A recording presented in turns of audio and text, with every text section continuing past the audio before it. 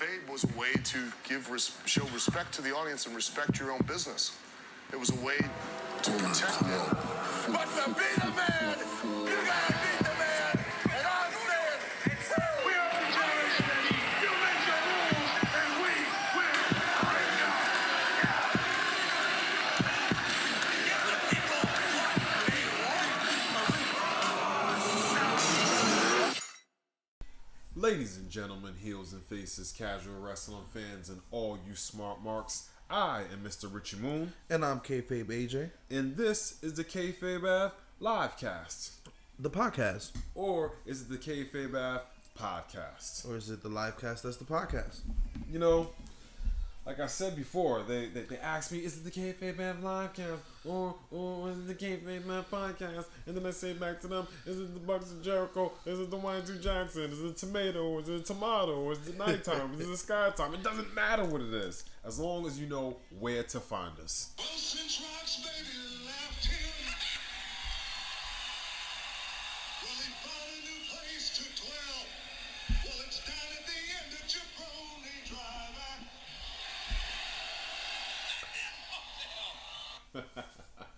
AJ, what are we talking about today, sir?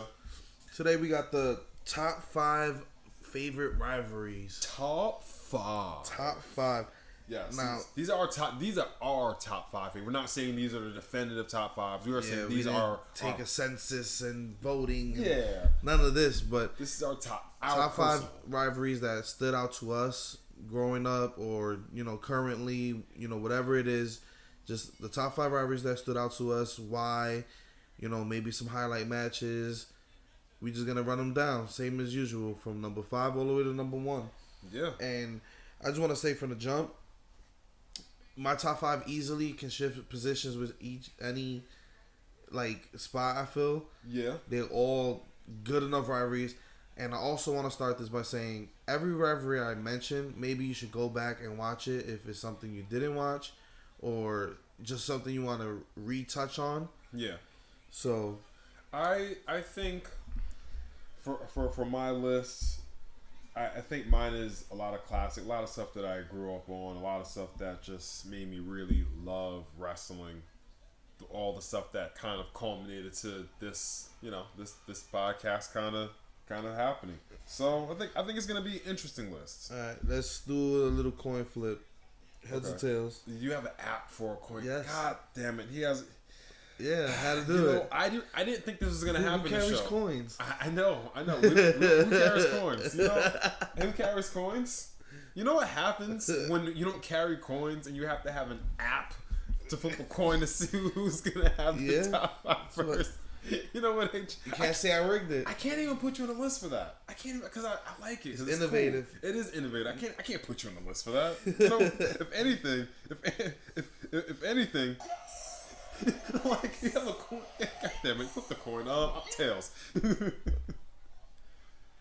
And it's heads. Okay. All right, so I guess I'm going first. All right. So to start my list, I have Kane versus Undertaker. Ooh. And I chose this rivalry because not only is it 2 big juggernauts in WWE, this rivalry spanned years. This rivalry started, stopped, started again, stopped, started again. Yes. And to this day, they have their on and off moments. They separate, they come back together. But this rivalry kind of started off with, the introduction of Paul Bearer and talking about Kane into storylines and months of Kane's build up and talk of the brother Kane being alive and Undertaker set his family's funeral parlor on fire and killed his parents, and the burned tortured soul that was Kane managed to survive even though Undertaker thought he had no family. It was a good storyline. It was awesome because it was the first time that we really got to take a look into the Undertaker's who past. Undertaker was behind, his and little they built that phenom for months. Gimmick, They built that for months. Paul Bearer started talking about Kane at least 9 months before he even came. Yeah, and by the time he did come, everybody kind of put him in the back of their minds. They didn't even think he was going to show up. But he ends up showing up in the first ever Hell in a Cell match. Oh my gosh. Undertaker versus Shawn Michaels. Kane shows up, rips the door just off his hinges, goes in there, tombstone, stands face to face with Undertaker. Bro, I remember that because I remember first off I was watching it live, and I remember because it was just I think that was the first time I may have ever seen a Crimson Mask, and that's when you just have the full blood face. Yeah. Shawn Michaels was completely bloodied up, and I specifically will always remember that night because I had a dream of it. That's how badly Kane he affected me. I had a dream about him because he was legit scary. Like he came. The Undertaker looked scared. You never seen the Undertaker look scared. Undertaker looked scared, confused. He comes and ripped the door off. Fire, tombstone. It was crazy.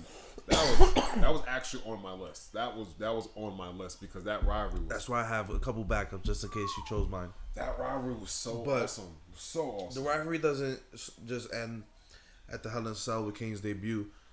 They go months, and Undertaker's refusing to fight his family. Undertaker's refusing to fight his brother. Sure enough, with Paul Bearer siding with Kane and, the betrayals left and right, Undertaker had no choice. He ends up fighting his brother in an Inferno match. I believe this was the first and probably last, or maybe one of two. There was I think there was only maybe two, maybe three. Yeah, they all involved Kane. This introduced the Inferno match to WWF television. Which is a crazy concept. The first man to start burning pretty much loses the match, and this saw Kane end up losing with his arm getting set on fire. But in the beginning feud, Taker always went over, but it was always good matches though. There were always really good matches, especially that first match that they had at WrestleMania. I think it was WrestleMania 4. I think it was 14. 14. It was WrestleMania 14, and it led to the WrestleMania fight. That wouldn't be the last time. They end up kind of not joining forces, but having that mutual respect for each other. Fast forward maybe a year or two. the Brothers of Destruction. Undertaker's American Badass. Kane is, getting more into his own rhythm. More into a character. And there's just one spot I'll never forget. It was Monday Night Raw. Undertaker was thought Kane was there to help him. Choke slams Undertaker through the ring. Ooh. This point leads to their match at SummerSlam. Sheesh. Through the ring. Where Undertaker ends up ripping Kane's mask off, and it ends in a no contest. I remember that. There was the American Badass phase, right? Yeah, I remember that. Now, the feud still didn't end there. They end up tagging together, become the Brothers of Destruction, win tag team gold, all that. Undertaker ends up, the brand split happens. Undertaker ends up on SmackDown. He ends up in a rivalry with Vince McMahon. Vince McMahon ends up fighting him in a Buried Alive match. Who comes and helps bury Undertaker alive? Kane. Buries him alive. This leads to Undertaker being off TV. This leads to the reemergence of the dark side of the Undertaker. This leads to WrestleMania 20.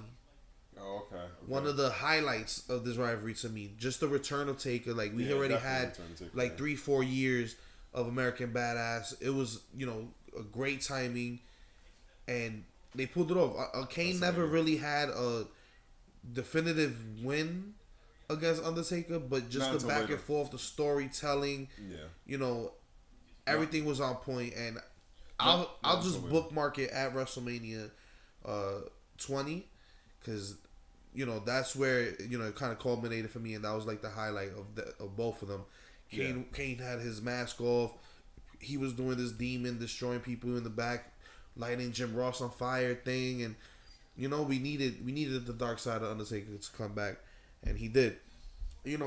After that they would go on, on and off tagging with each other. I don't think they really had a. No, they did have a rivalry. They had a rivalry again after that. Yeah, that's when Kane got his victories. Kane was World Heavyweight Champion. Come on, man! I wasn't even watching wrestling during this. I just remember this from my friends in college watching this. Well, they had 3 or 4 on and off. That's when Kane was just cutting these crazy promos, almost like CM Punk-esque. He would come and just sit in the middle of the ring and just cut just these promos almost like these 10-minute monologues, but they were awesome though.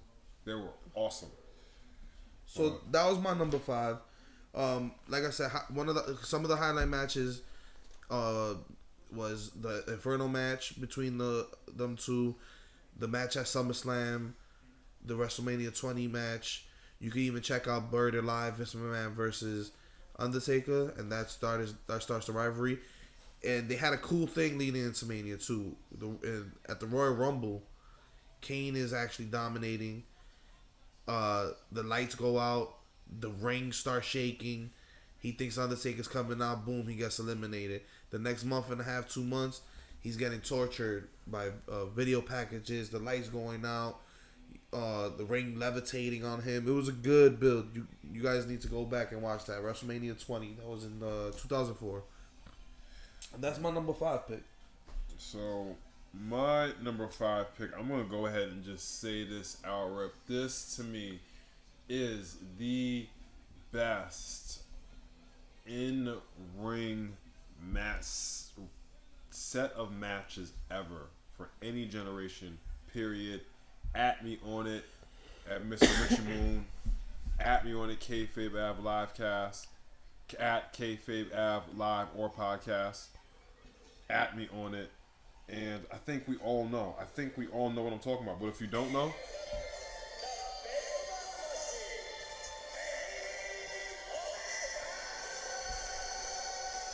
versus Tsushigi Okada, the Rainmaker.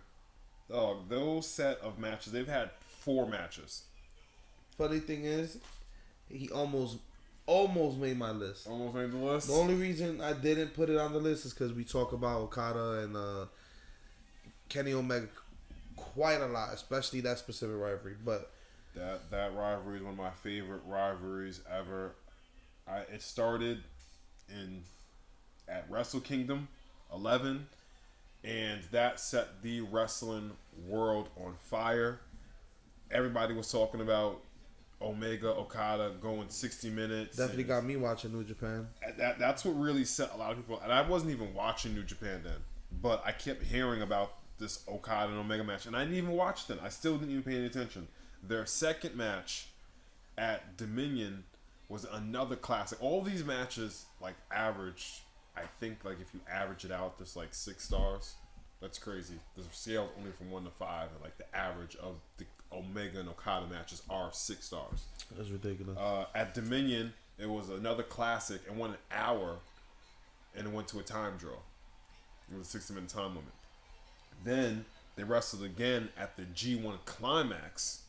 Now, if you're the G1 Climax, for people who don't know what the G1 Climax, the G1 Climax is a very grueling tournament. We've talked about the G1 Climax on here, but they met in the G1 Climax in a 30-minute classic. The time almost ran out in that one, but Omega finally pulled out the win at the G1 Climax, and Okada was still in the middle of his reign. But in the G1 Climax, let's say you're the Intercontinental Champion or you're the Neverweight champion. If you get beat in the future, you're pretty much kind of obligated to give whoever beat you in the tournament a future championship. You know, you're the champion, so you get to choose. That's how Omega got his match against Okada? Yeah, so the rivalry died off for a minute. After the G1, like, the rivalry died off. That's when Omega was the United States champion. That's when the thing with the Bullet Club started to happen, and Cody, and things started to fall apart with the Bullet Club. And now, the rivalry cooled off, but by no means did the memory of Okada and losing to Okada leave Omega. That not at all. That bled into every single match he had ever since Wrestle Kingdom finished. Yeah. The next year was filled with the ghost of Okada. Even though he got that victory, it was still tied though, because he lost the first one, then he tied, then he got him in the G1 Climax. So it was still like they still had to see who had the upper hand. So yeah, but Okada bested him in that 1 hour 7-star match. Yeah. That was the most talked about match, period, in all of wrestling at that year. Yeah, it was crazy, yo. That match was crazy. They just went in. They just went for a complete hour. It was a Broadway. They went the complete hour, and then after that G1 Climax when Omega won, Okada challenged Omega after it calmed down for a minute. Okada called out Omega at Dominion, and at Dominion they had a 2 out of 3 falls match. It went 70 minutes. It got rated 7 star. I don't know, something crazy. I don't even know how these ratings. It doesn't even matter. But the match 7? the match was crazy. The match was back and forth. And what I love about these matches is they always build off each other. I mean, of course, there's going to be some of the same moves, but they build off other spots like in a first in a time. Okada's move is the Rainmaker. It's a huge clothesline. And in the second match, he went to go hit Omega with it. Omega just dropped. He dropped to the knees. And then this last one, you thought he was gonna drop. He kicks out of it. He turns around. Just the one-wing angel. The storytelling, the build to this match. This is over a year and a half of build. Omega finally beats Okada. Just between those 3 or so matches, they have at least 3-4 hours worth of actual in-ring fighting against each other. It's ridiculous. If you don't know who Okada and Omega are, you should go YouTube Okada Omega. Okada is the 720 day IWGP heavyweight champion. So if you don't know who Okada is, you need to do your research a little bit. Absolutely, but some people, the new viewers. Bubble. No, I mean besides the WWE bubble, you're hearing about it. 720 days. That's a big champion in New Japan. So you should know who he is. Yeah, Okada. He's the longest reigning IWGP heavyweight champion, and a lot of people consider the IWGP heavyweight champion the most prestigious championship on the planet, and he held that for 720 days. And the way that he held that title down, it's ridiculous. But let's move on to our number 4. So we're number 5, Okada versus Omega. Let's move on to number 4. Life. All right. My number 4. The funny thing is, my number 4 leads into one of my favorite matches ever. Okay.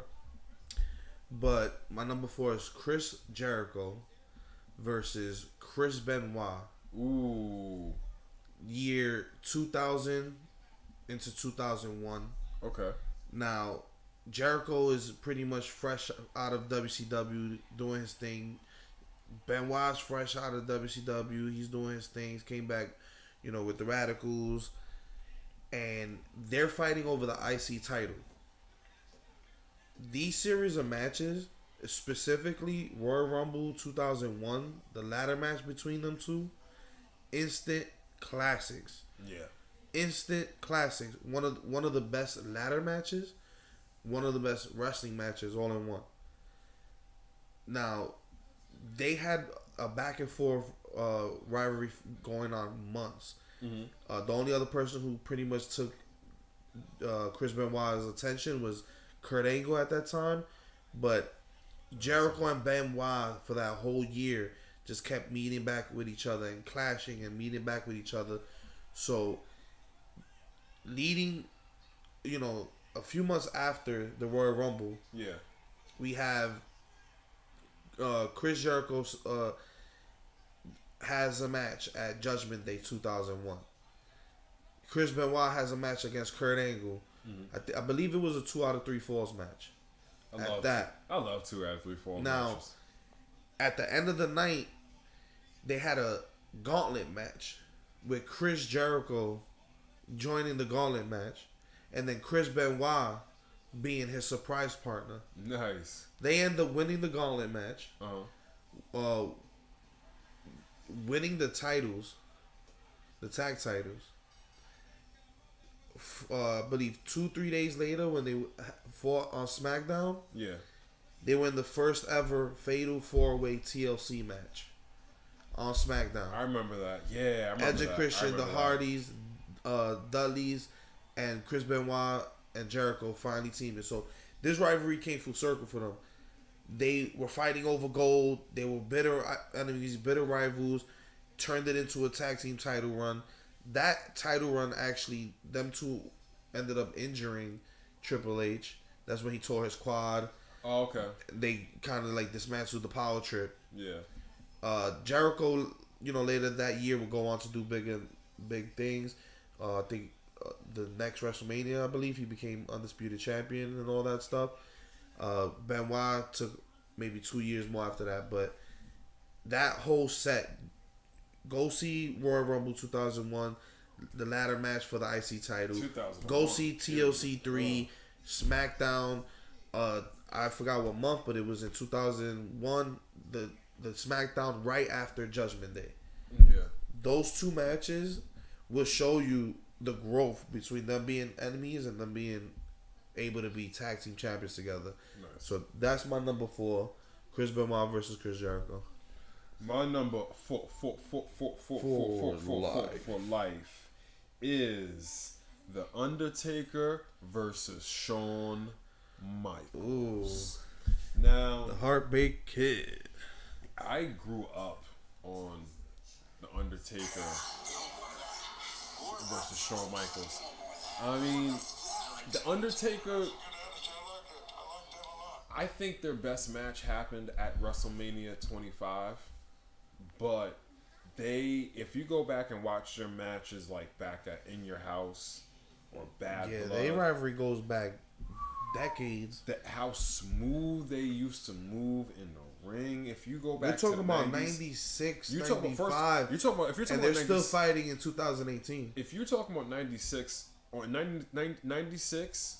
At me on this again, Shawn Michaels was the best wrestler on the planet. Nobody was better than Shawn Michaels in 1996. That man was incredible. He was, the way he moved in the ring, and if you go back and watch, it was an In Your Ring house. I think it was Ground Zero. Yes, Ground Zero in your house. Undertaker versus Shawn Michaels. Brett's probably suffocating in his leather jacket right now. What you saying? I know. I love Bret Hart. I love Bret Hart. But at that time, Shawn Michaels, even on the drugs and all, he was the best. Like nobody. I mean, he had DX. He was already a star on his own. Just go to look at the way his matches tag hold team. up now.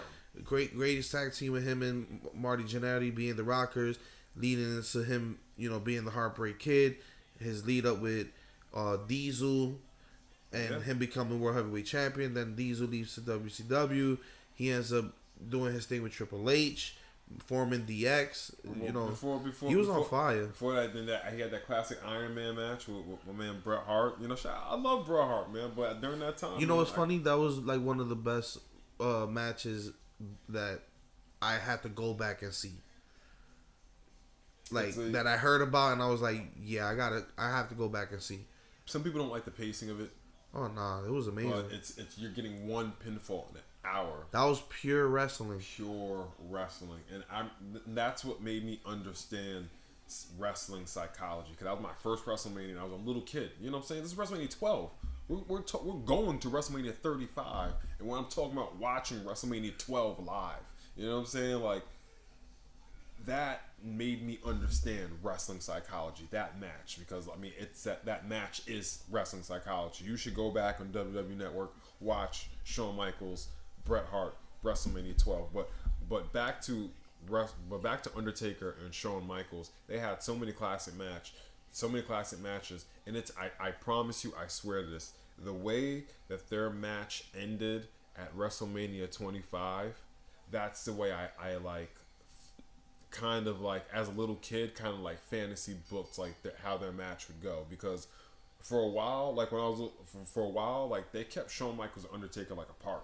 It took a while for them. They were both in the WWE for a long time. Both of them were built up before they actually wrestled. So like as a little kid, I was like, ooh, what would happen if Shawn Michaels and Undertaker wrestled? And I always pictured Shawn Michaels, because Undertaker was always fighting the big guys, man. Yeah, it was gimmicking up at first. Yeah, it was gimmicking up at first, and I always pictured Shawn Michaels doing the moonsault, Undertaker catching him and doing it, and it was crazy. All these years later, WrestleMania 25, which is one of the greatest matches ever. Yeah, that stole the 2 WrestleManias in a row. Oh my god! But that WrestleMania 25 match is that is such a go back. I mean, I'm pretty sure if you're listening to this podcast, you watch WrestleMania 25, Shawn Michaels and Undertaker. But Yeah, you know, I can go on and talk forever about Undertaker and Shawn Michaels, so I'm going to wrap it up right there. Leave it at WrestleMania 25. WrestleMania 25. Yeah, leave it at But WrestleMania. like we you know, said, 26 is a classic too. Like we said, they're still fighting in 2018. They came off Crown Jewel. They came off the Super Show. You know. Yeah, but rumors they might actually have another one at Mania. That's my thoughts on that. So we just leave it at 25. Just leave it at 25. Right, so my next rivalry is actually this is your number 3. Number 3. Number 3. So this rivalry was about 2 years long, and it impacted WWE in a way that it changed how this particular match is even set up, how it's run.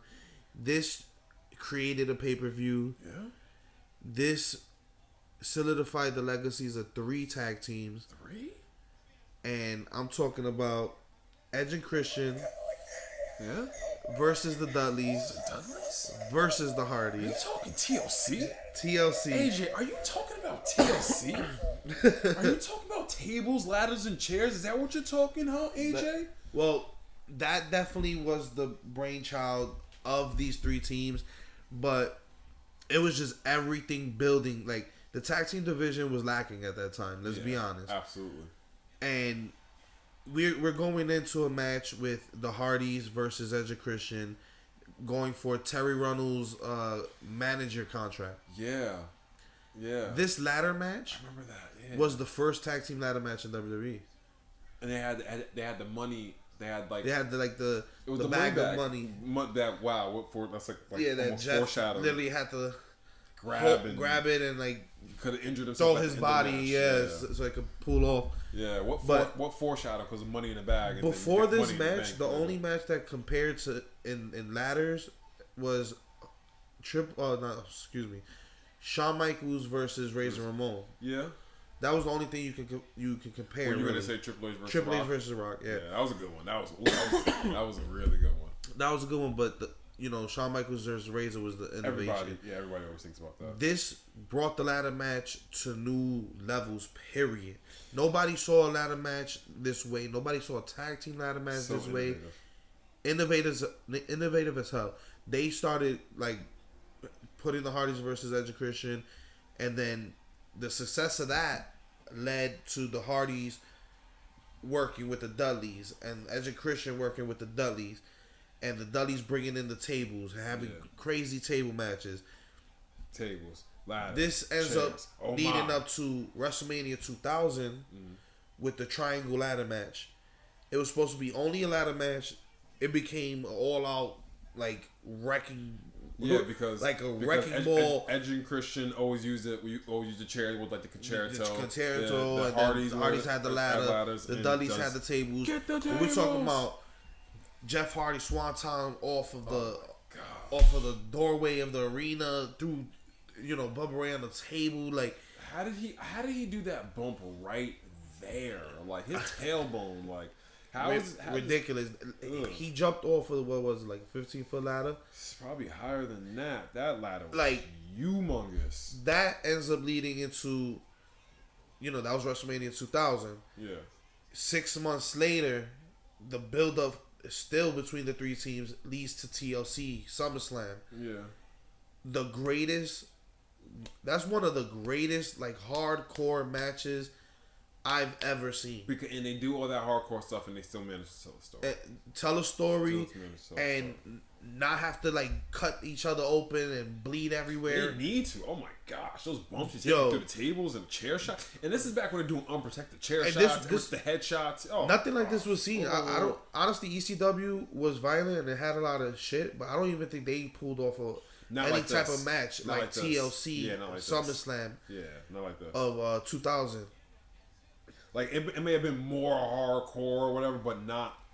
The way they told the story, the stakes, the way it was we had Mick Foley, commissioner, and we had the little tagline: tables and ladders and chairs. Oh my! Right?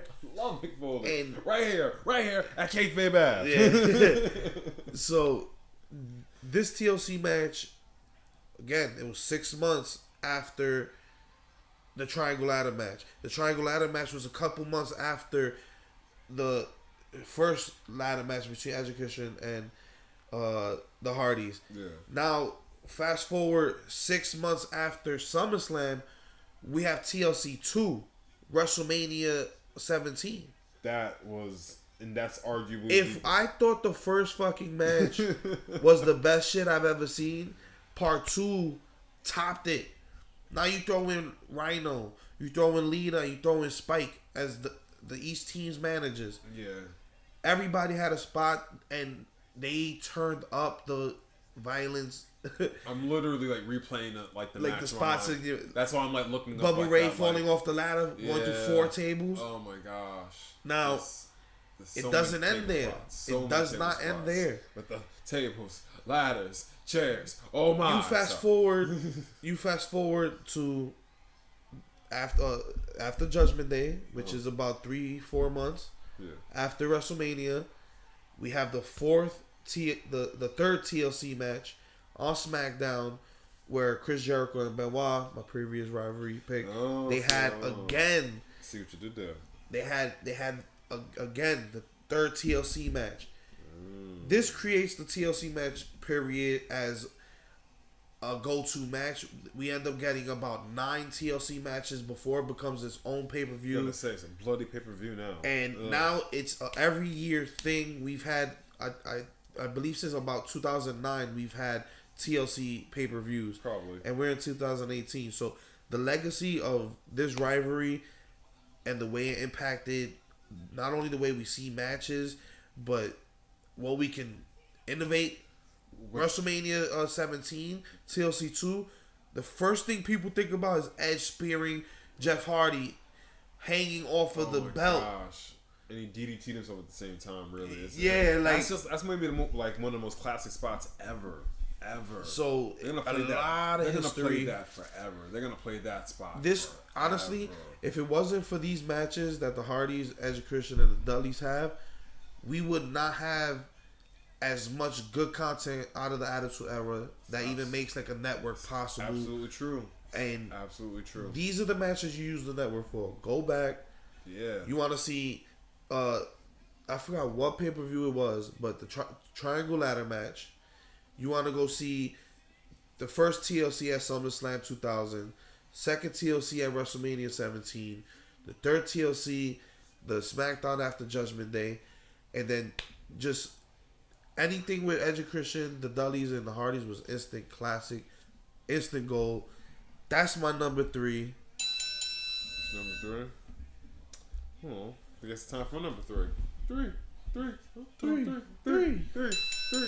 3.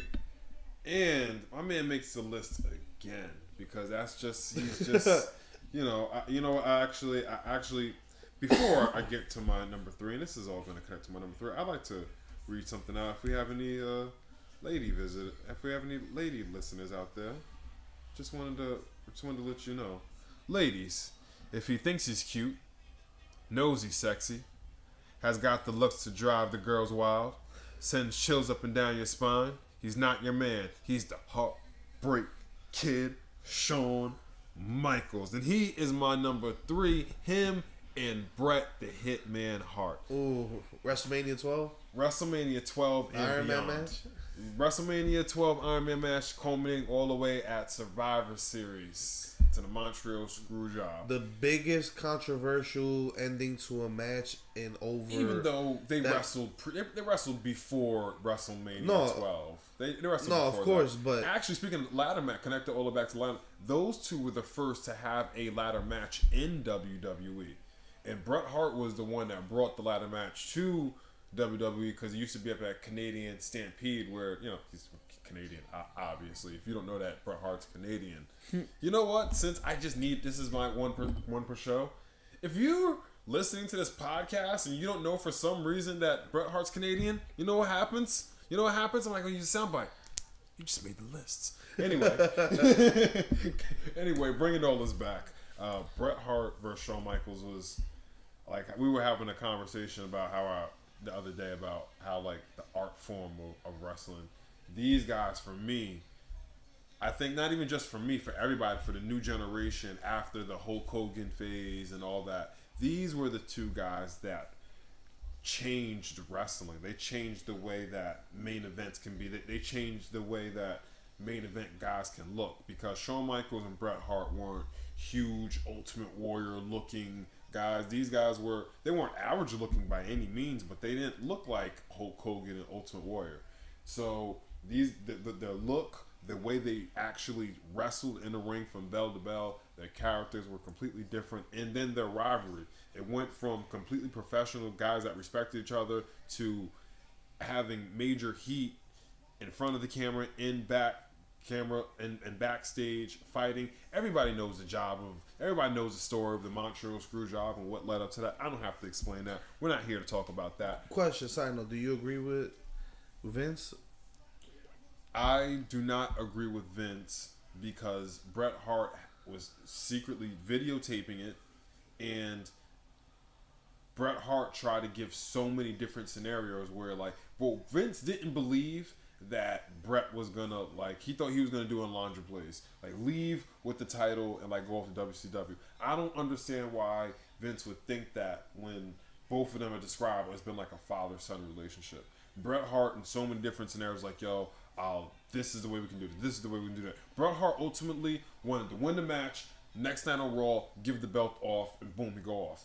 I don't know Bret Hart personally, but I have no reason to believe that Bret Hart would do that. I have no reason to believe that Bret Hart would go off to WCW with the World Wrestling Federation title and embarrass. I don't think he would do that. I agree with Vince, because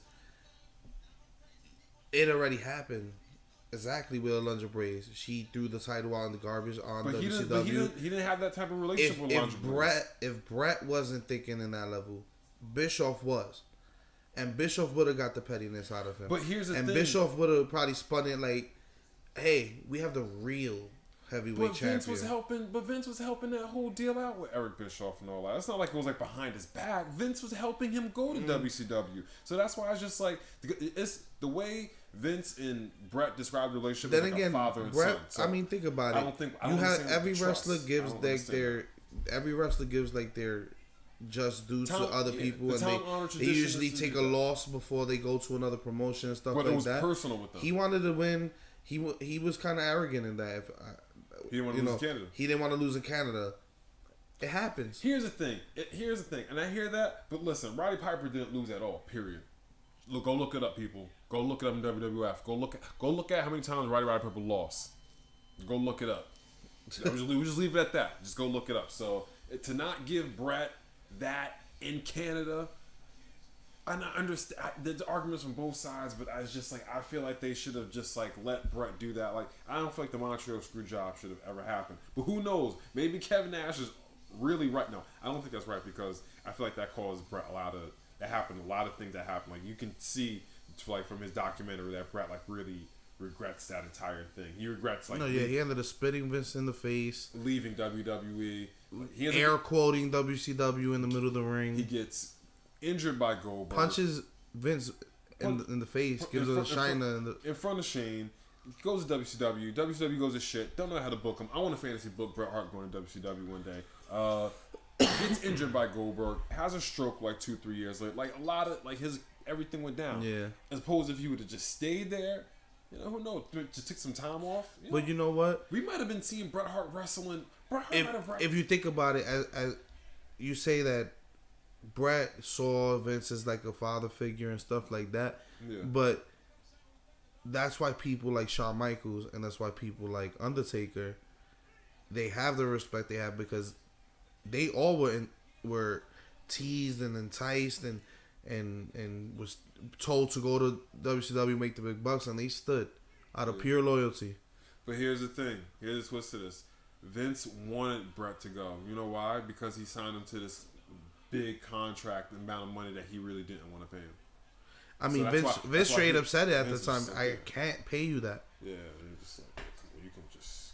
And I think in comparison to all the other companies, I think Vince saying, "Hey, I owe you," means a lot more than Bischoff at that time.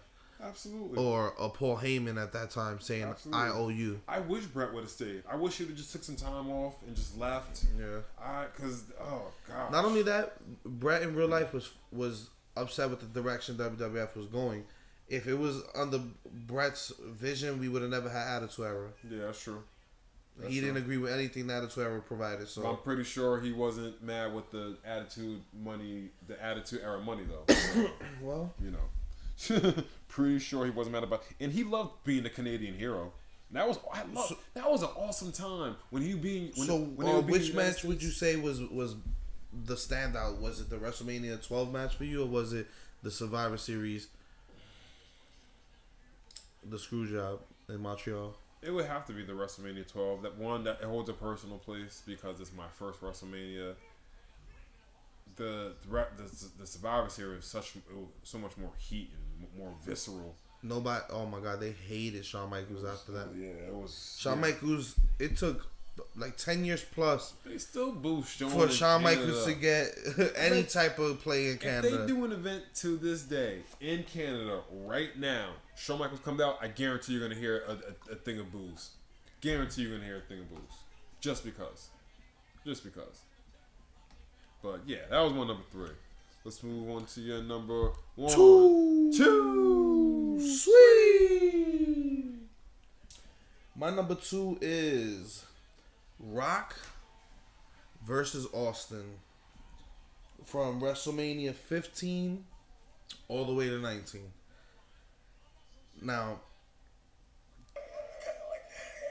Austin and Rock are exactly what you were saying with Shawn and Brett. Those two were held apart until they couldn't be held apart anymore. Yeah. And every time they clashed, instant classic. Rock brought the best out of Stone Cold. Stone Cold brought the best out of Rock. Yeah. Their first match at WrestleMania 15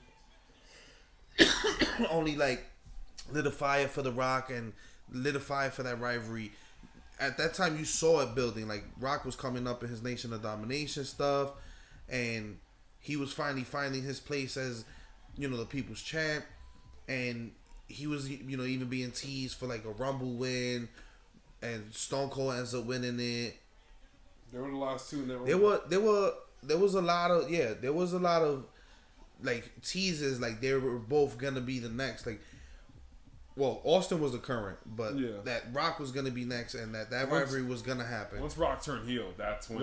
Once he became the corporate champion, Rock, and you know he was on a tear with that, bringing in views, bringing in you know, putting seats in asses in seats. The first one went to Stone Cold. Now, the second match, WrestleMania 17.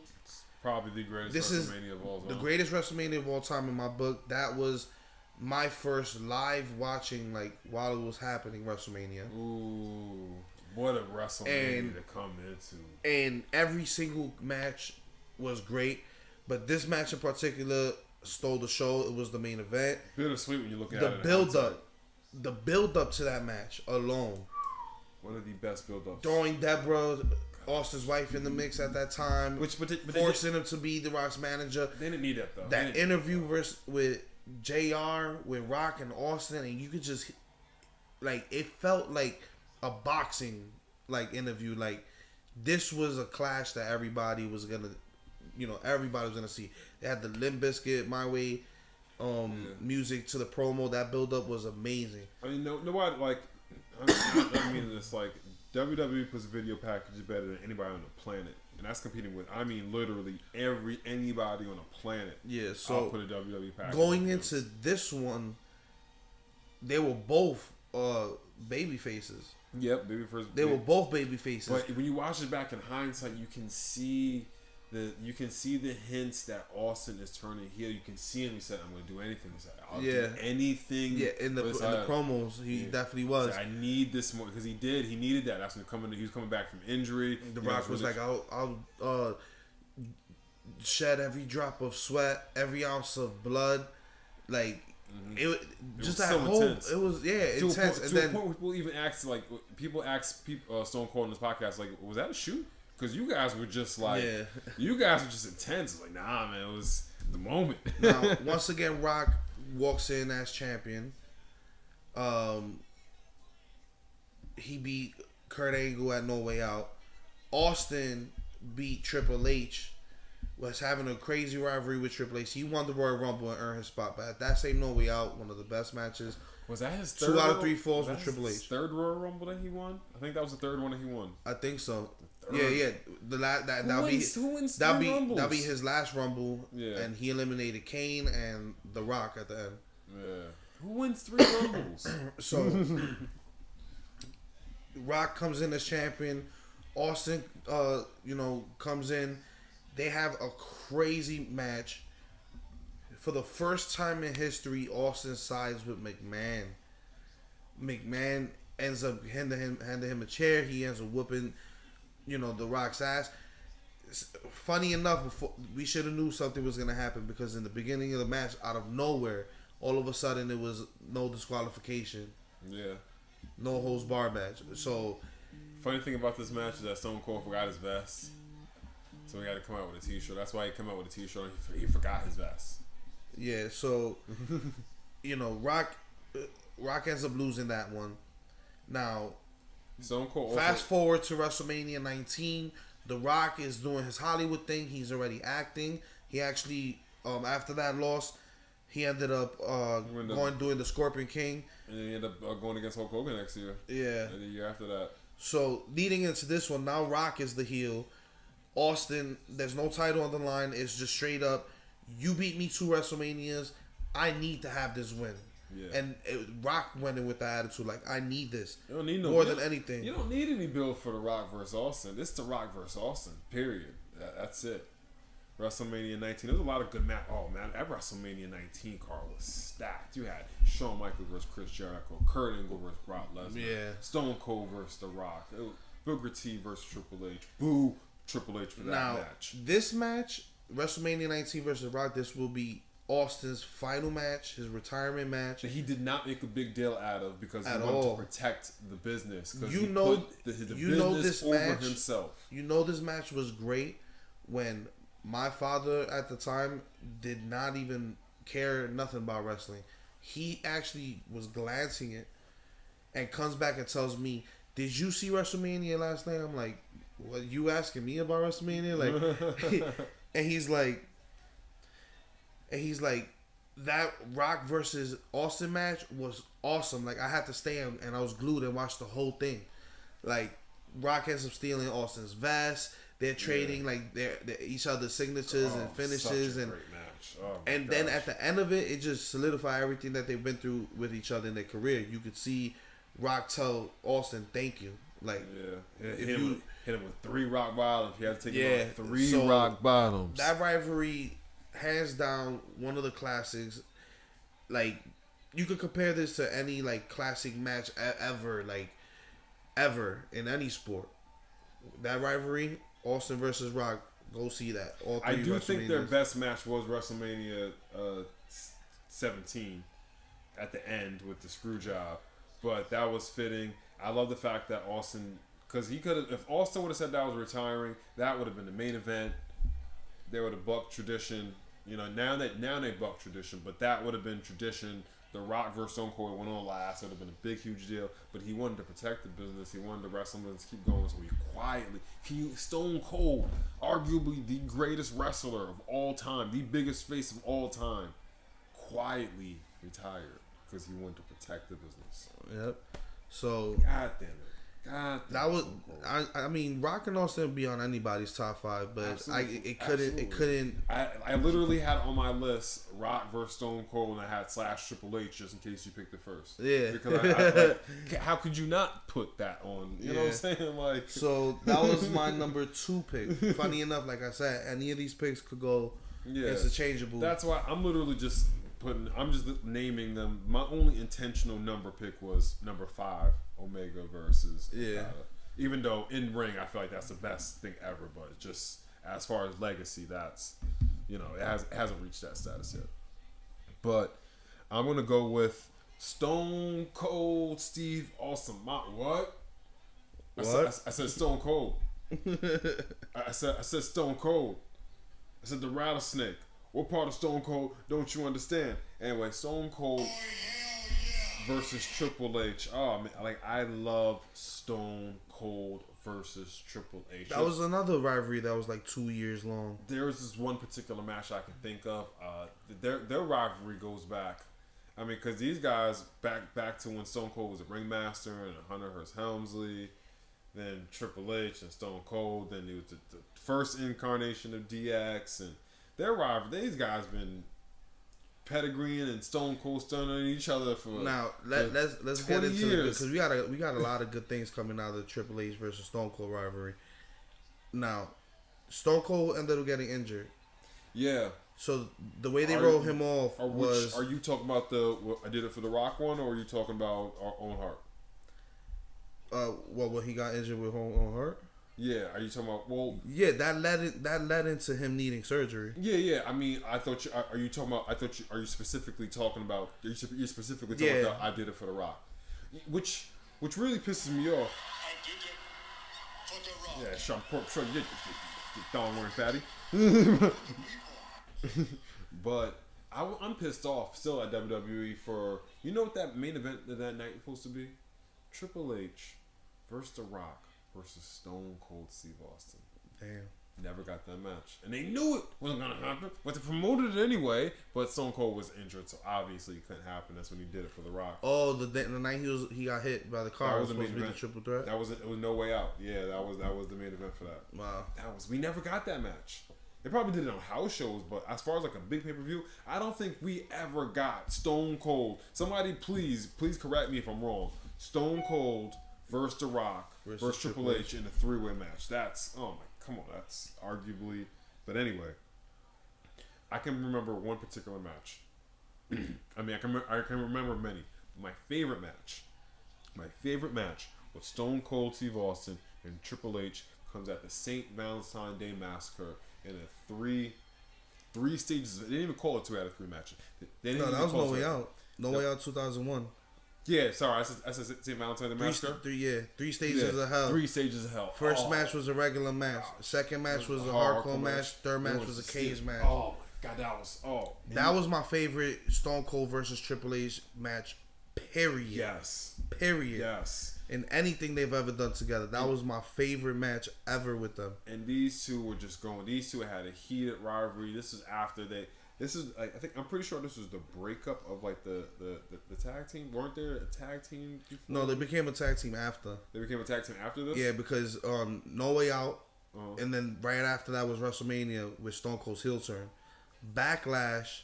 Right after that was when The Rock ends up leaving to go to do the Scorpion King, and then they do the power trip. That leads into them in a rivalry with Undertaker and Kane, Brothers Destruction. I love that power And trip. then that jumps into Jericho Benoit, which ends up to the match I talked about earlier. Wow, see, it all connects. And it's all connected. He blew his quad, and that's how that tag team ended up And ending. he still finished the match. And he still finished the match. Yep. But yeah, that was my favorite match between them. That was one hell of a match. Stone Cold. Listen, there's a lot of matches that still don't top that today. Yeah, Stone Cold took the first. And I don't know why they don't use that three stages of hell gimmick anymore. Because they're jabronis. We always have to ask the magical question. So Stone Cold takes the first fall with a stunner. Triple H takes the second one with a pedigree. And what I loved in this, like, they sold it so well. Stone Cold was so tired. The third one, they were both tired. He hit him with like a stunner, but like it was such a weak stunner because he was so tired. Like he couldn't really like muster all of it up. And they're both bleeding. And then Triple H grabs his sledgehammer. Stone Cold grabs a chair. I'm pretty sure like they both like did like a clash. They clashed and then Triple H falls on Austin and they both knocked out and that's how he wins. Such a good match. Nothing to do with the match or the rivalry, but I always remember this match too at the end because some asshole fan threw a can of beer and it rocked Stone Cold in the head while he was acting, down, acting hurt after the match. When the cage finally came up, rewinded, you'll see a can hit Stone Cold in the head. That asshole fan. Yeah. You're an asshole fan. I rewinded that shit so many times. That was VHS tapes times. A lot of people was like, God damn it. VHS? What the fuck is that? Mm-hmm. Yeah, well, showing my age here. To that stupid fan. To that stupid fan that threw that can at Stone Cold. That stupid fan. You know what happens to you? You know what happens to you? Huh? Huh? That's what happens to you. I just need an excuse to put some on the list. Thank you for giving me an excuse. My one per list. Anyway. So, yeah, that was my number 2, man. My number 2. Sweet. So I guess it's now we're down to up to my number 1. Hold on.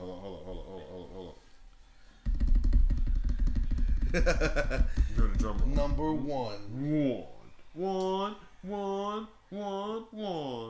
It features the most must-see WWE superstar in history. The talk show host of Miss TV. The star of the Marine. I see you. I know you're a closet Mariner. I see it. The Miz versus Daniel Bryan. Wow. Now, another rivalry that transcended years. Like, this rivalry defines Daniel Bryan's entire career. Period. And that's not a huge statement. That's not a broad... No. This rivalry defines Daniel Bryan's career. For the moment he walked in, he was the Miz's rookie in NXT for that weird season they had. They didn't like each other from jump. When Daniel Bryan finally made the main roster, it was to spite the Miz. Yeah. The first time Daniel Bryan won a title, it was against the Miz, the United States Championship. Of course, this was only so the Miz can drop his title to become WWE Champion and continue that run all the way through WrestleMania and beyond. But I was at that WrestleMania. So it's a little side. This rivalry, to this day, from the moment Daniel Bryan walked in those doors and was his rookie to 2018 now, this was about, what, 2008? 2009, around there?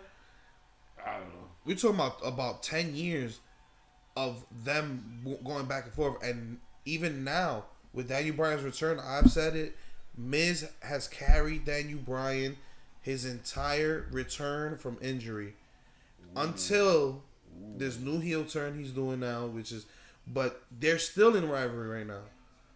They're still being built to possibly have a match at Mania, and now Daniel Bryan's heel, and now he's the champion, and Miz has been getting booked recently as a babyface, but I can't pinpoint one particular match, but their promo work against each other, the tension they have every time they touch the ring is gold.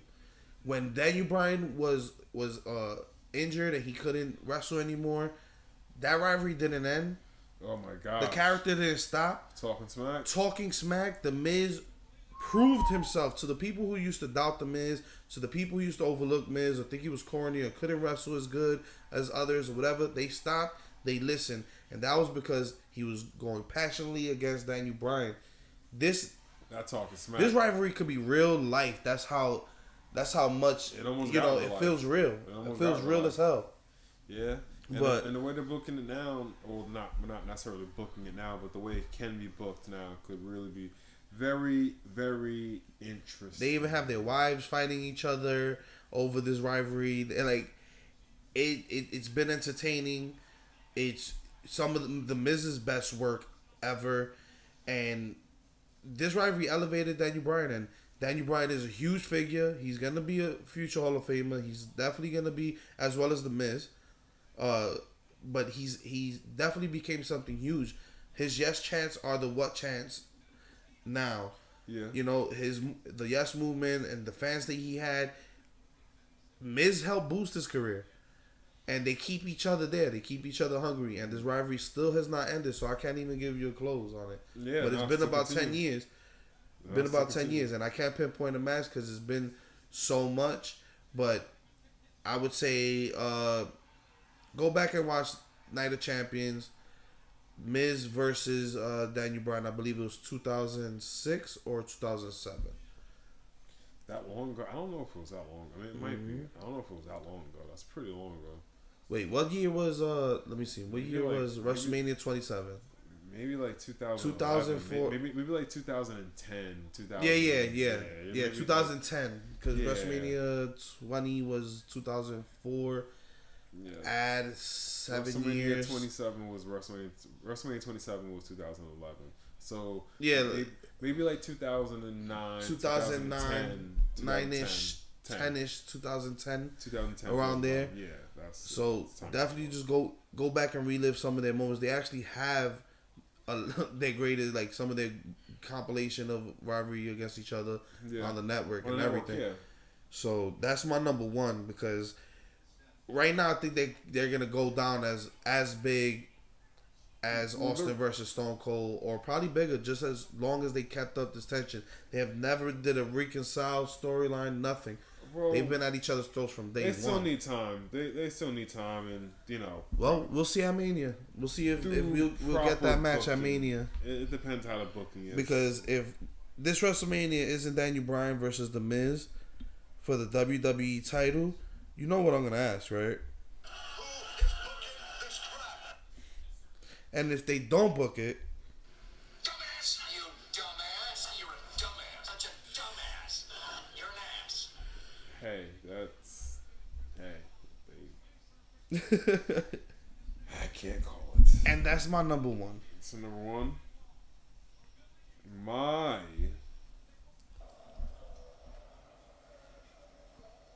number one.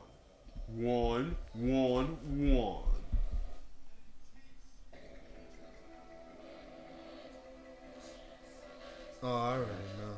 I got a little build up. Maybe a little build.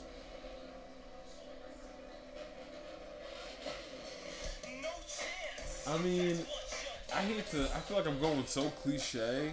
McMahon versus Austin. But this is just like, when you're talking about rivalries, when you're talking about just two guys that hated each other, that would just do anything to get one up on each other, that just went completely out of their way to think, how can I piss this guy off?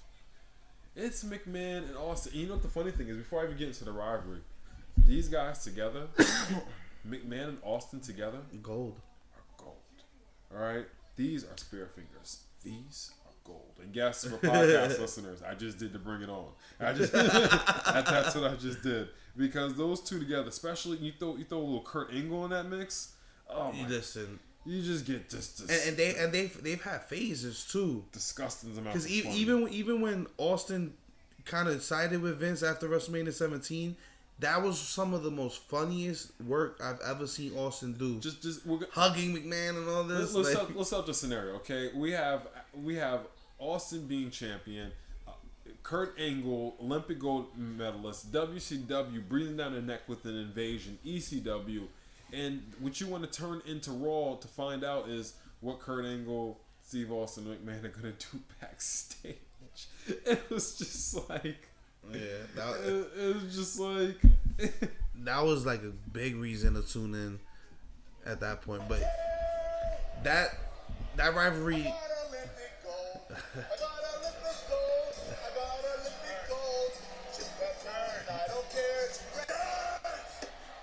Just had to. But this rivalry, McMahon versus Austin, turned the tide.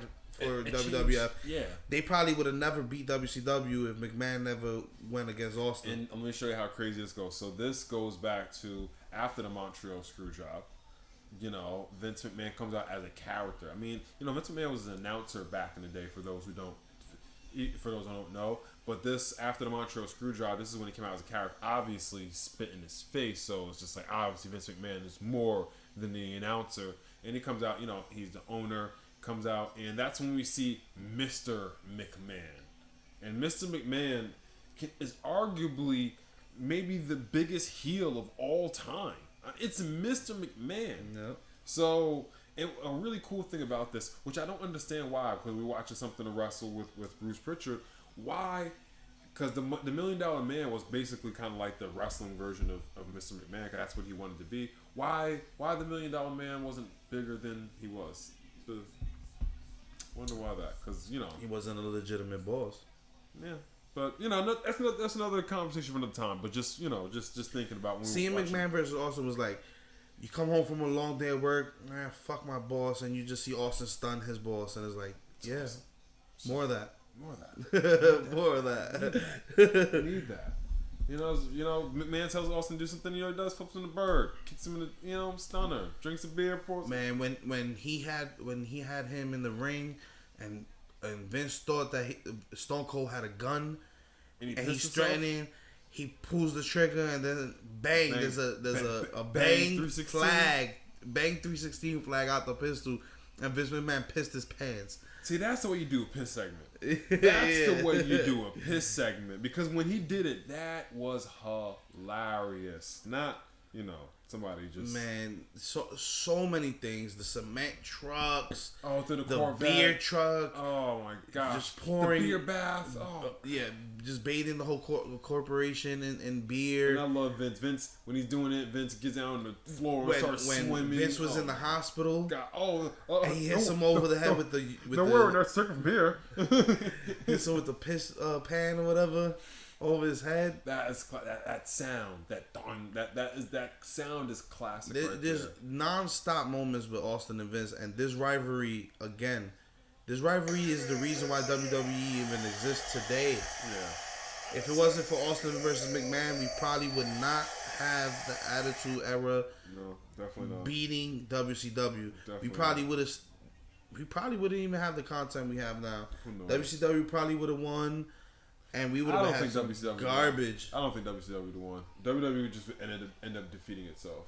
Even if WCW... They probably would have ran themselves into the ground That's what eventually would happen. Trying to compete. WCW would have eventually ran themselves into the ground. Who knows what would happen into wrestling.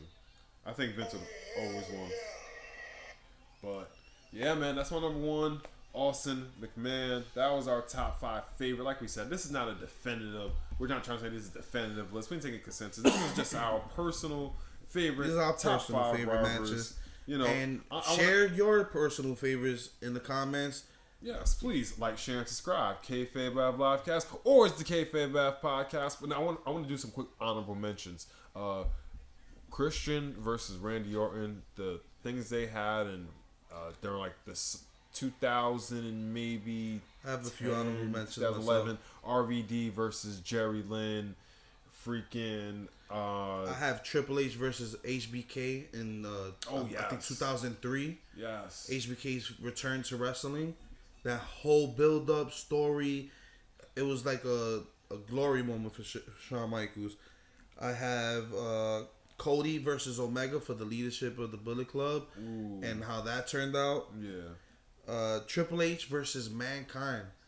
Absolutely. Oh my god. That whole run with the Cell. That was actually going to be on my list. That was. Oh really my god! And he transitioned list. from Mankind to Mick Foley to Cactus to he did all his characters against Triple H. What else I have? I have Orton, Legacy Orton versus Triple H. Ooh. That whole run, ridiculous. He kissed Stephanie on the lips while Triple H is handcuffed to the ropes. That was badass. And that was pretty much, the extra honorable mentions that I had for this top 5. But rivalries come and go. They happen all the time. We definitely can make a top 5 out of this again with a whole bunch of other rivalries. But like I said, we want to hear from you guys. We want to know, what are your top 5 rivalries? These are ours. And I guess that's about it. That's about it. Like I said, please like, share, and subscribe. Kayfabe Livecast.